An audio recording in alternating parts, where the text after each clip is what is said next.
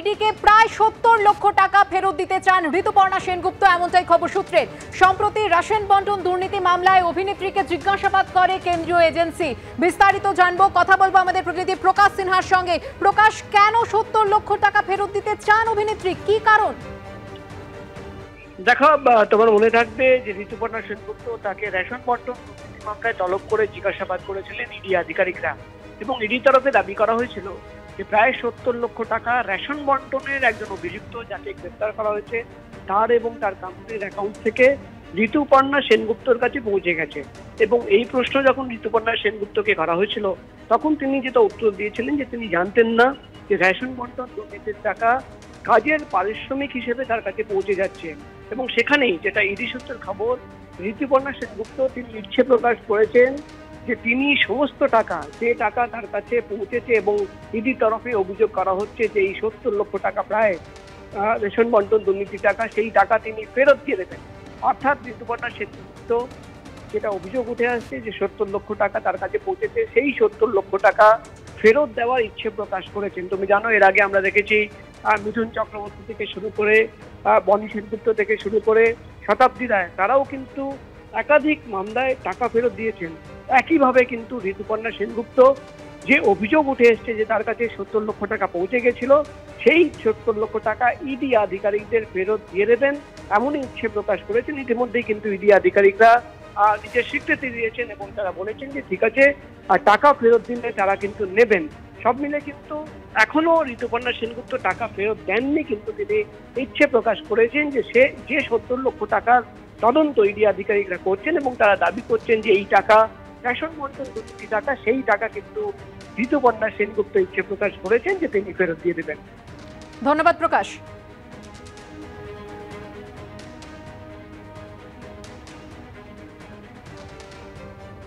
আসছি পরের খবরে। ঝড় বৃষ্টি ছাড়াই ব্যস্ত হরিশ মুখার্জি রোডে ট্যাক্সির ওপর উপড়ে পড়ল গাছ। আহত হন এক সাইকেল আরোহী। রাস্তার পাশে একটি গুমটি দোকানও ক্ষতিগ্রস্ত হয়। সকাল 7:45 নাগাদ এই ঘটনা ঘটে। কিছুক্ষণের জন্য হরিশ মুখার্জি রোডে যান চলাচল ব্যাহত হয়।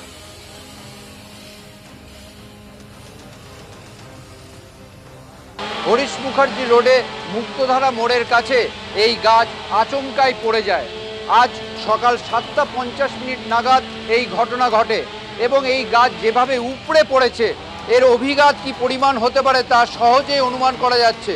আমার সহকর্মী শান্তনু দত্ত দেখাচ্ছে যে এই যে গাছটি উপড়ে গেছে পুরো গোড়া থেকে উপড়ে পড়ে গিয়েছে এবং বহু বছরের পুরনো এই গাছ উপড়ে প্রথমেই এটা পড়েছে একটি ট্যাক্সির ওপরে এবং সৌভাগ্যবশত সেই ট্যাক্সির ভেতরে কোনো চালক ছিলেন না। তবে সেই ট্যাক্সির পরিস্থিতি কি আমরা দেখতে পাচ্ছি যে গাছের অভিঘাতে পড়ে যাওয়ার অভিঘাতে সেই ট্যাক্সি একদিকে যেমন বেঁকে গেছে, অন্যদিকে চাকা মাটির ওপরে উঠে গিয়েছে এবং এই ট্যাক্সির পাশাপাশি আমরা দেখতে পাচ্ছি ঠিক ট্যাক্সির পাশে আরেকজন সাইকেল করে যাচ্ছিলেন, সেই সাইকেলও দুমড়ে মুচড়ে গিয়েছে।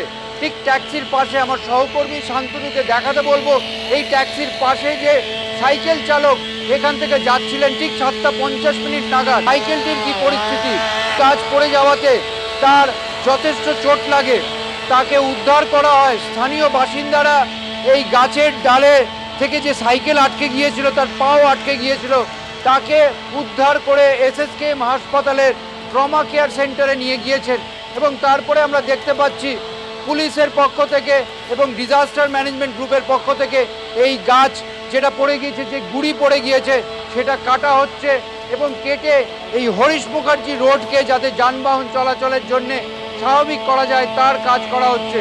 এবং আমরা যেটা দেখতে পাচ্ছি, ভবানীপুর ট্রাফিক গার্ডের পুলিশরা যেমন রয়েছেন তেমনই স্থানীয় বাসিন্দারাও কাজে হাত লাগিয়েছেন এবং প্রত্যেকের বক্তব্য বড়সড় দুর্ঘটনা ঘটতে পারত, যদিও একজন আহত হয়েছে এবং তার আঘাত যথেষ্ট গুরুতর, তাকে এসএসকেএম হাসপাতালে চিকিৎসা করা হচ্ছে। ক্যামেরায় শান্তনু দত্তের সঙ্গে ঝিলম করঞ্জাই, এবিপি আনন্দ, কলকাতা।